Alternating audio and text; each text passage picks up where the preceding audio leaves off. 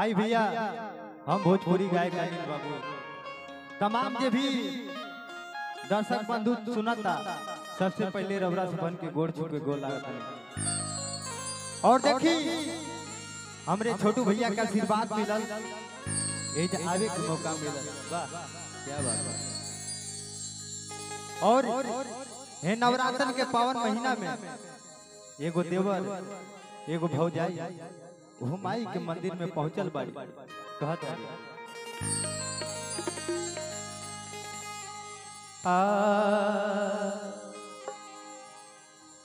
कि तोहरे दरबार में आइल बानी हो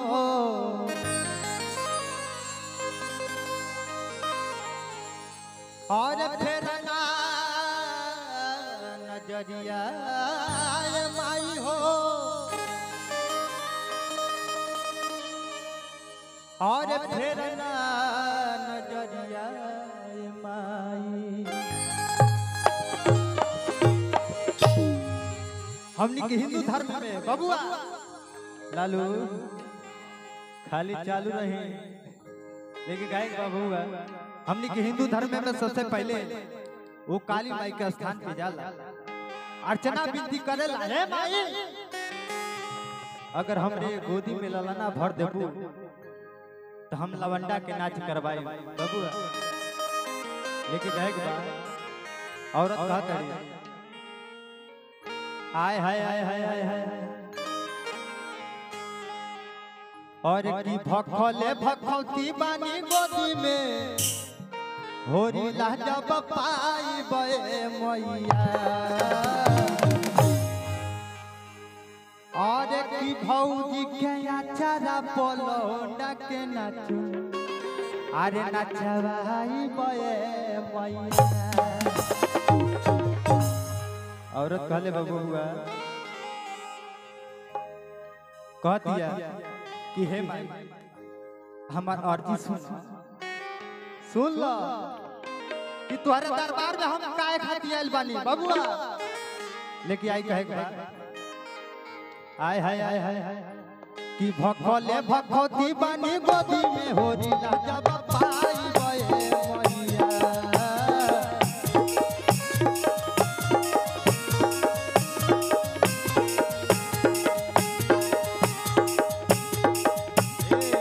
भखले भखौती बानी गोदी में होरी राजा बपाई बे मैया।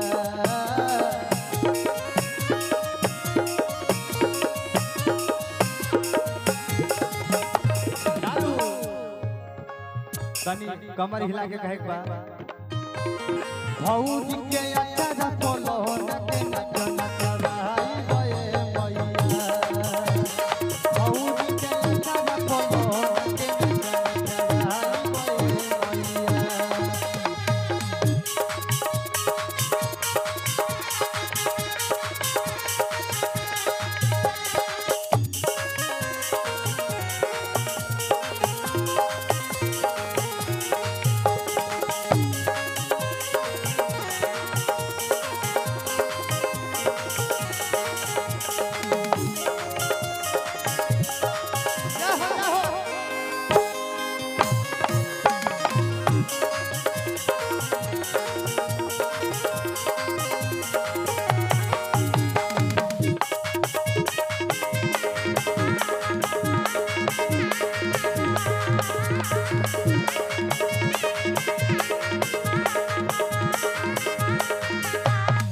वही में आवरत कहले बाड़ी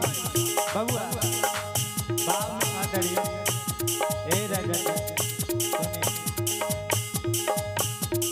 की हलू लल्लाहवा त कर देवर भैया कहूरी हो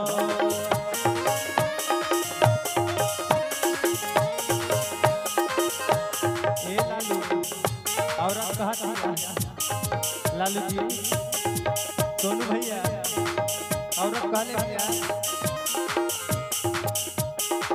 हलू लल्लाहवा त कर देवर भैया कहूरी हो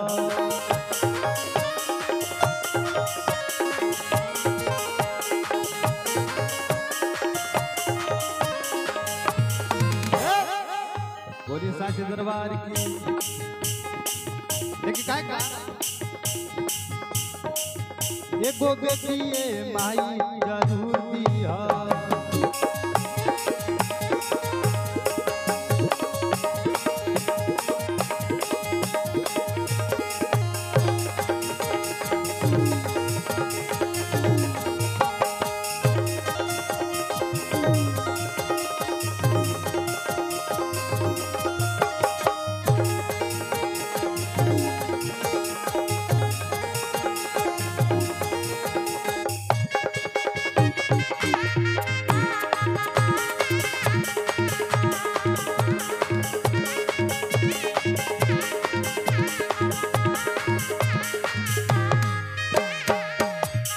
और रखा था बबुआ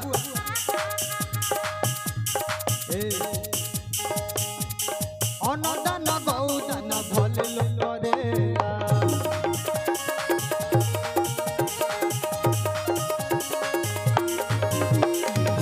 बबुआ बिना कोना लाज नहीं जिंदगी करेगा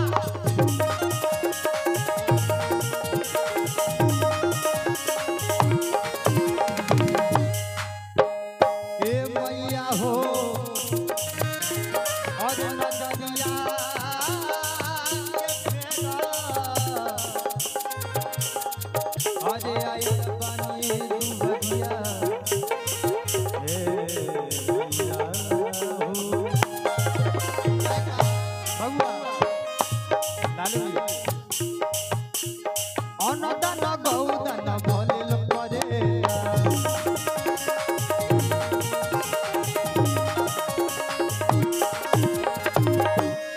सुना बल्लू एंड लल्लू क्या बात है छोटू भैया ध्यान है बिना कोना दाना नहीं जिंदगी करेगा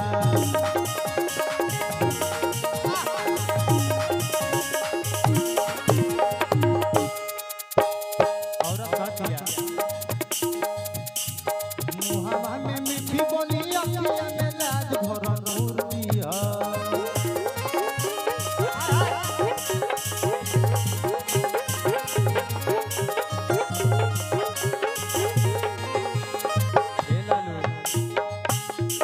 मुहावा में मीठी बोली अखिया में लाज भरा नूर दिया अरे नूर दिया आ कहे के बा लास्ट भाव में कहे के बा बोलिए सांचे दरबार की बोलिए काली मैया की अब कहे अरे जरूर दी हो एगो बेटी माई